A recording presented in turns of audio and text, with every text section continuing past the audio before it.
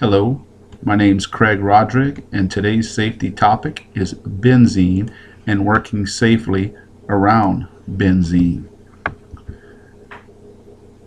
Benzene's chemical name is C6H6 and covers liquefied benzene or gaseous benzene, which is vapors off of the liquid.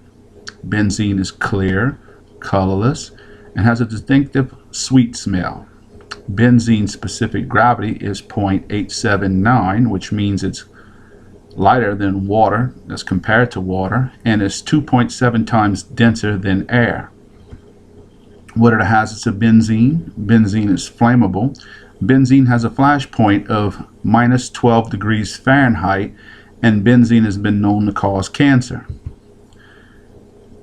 How do you come in contact with benzene? You can get it through inhalation, or it enters the body through the skin and the eyes.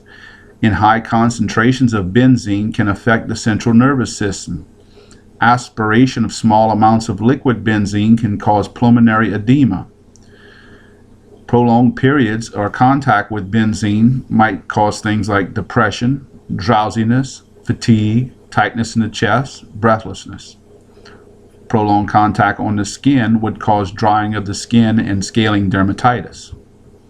You should always wear your personal protective gear when working around benzene, like a respirator and protective clothing that would cover the skin as well as your eyes, so you don't come in contact with liquid benzene. There's 3 monitoring exposure limits we're going to talk about today. OSHA's levels, which says no employee should exceed, when working around airborne benzene, concentrations over a time-weighted average of 1 part per million, 1 part benzene per million parts of air as of an 8-hour workday. For a short-term exposure, you can go up to 5 parts per million for 15 minutes.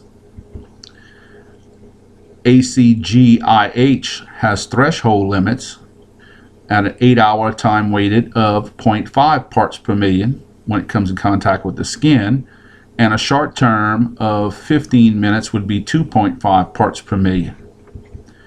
NIOSH has recommended exposure limits of, over a 10-hour period, 0.1 part per million, and for the short term, over 15 minutes would be 1 part per million.